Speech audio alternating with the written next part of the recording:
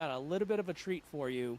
Robert is, as his name suggests, as the Chief Vision Officer, he is an expert on leadership and on communication, really the human aspect that we often forget in cybersecurity. So today we're talking about leadership in cybersecurity. How can CISOs and security leaders more effectively communicate to the board, communicate to their partners, communicate to their customers?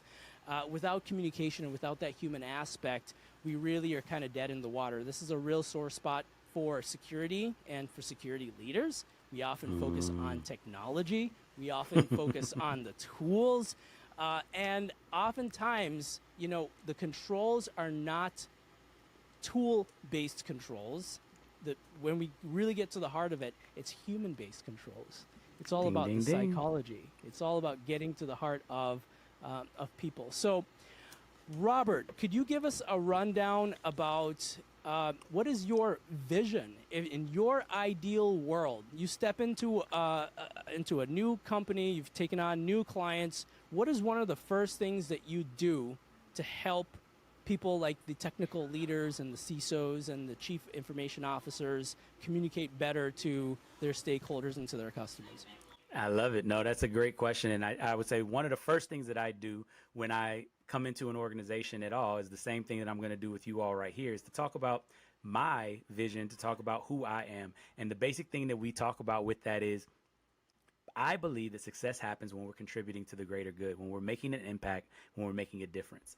What I'm able to do and how I do that is by solving and making sense of complex and complicated issues, solving complex problems for organizations. And what people can reliably expect from me when they're engaging with me is a system, a process, a solution that can get you predictable and sustainable results.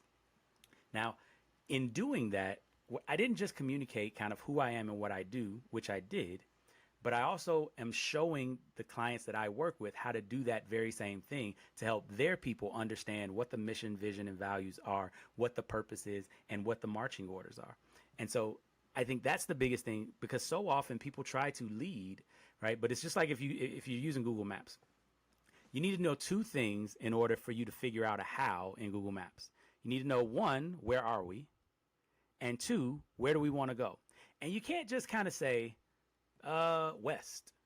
That's not detailed enough, right? You have to actually give it a city, a state, something where it can log in and then take you from where you are to where you're trying to go. And it's the same thing from a leadership perspective. You have to be able to articulate where it is that you're trying to get your people to, but you also have to be very clear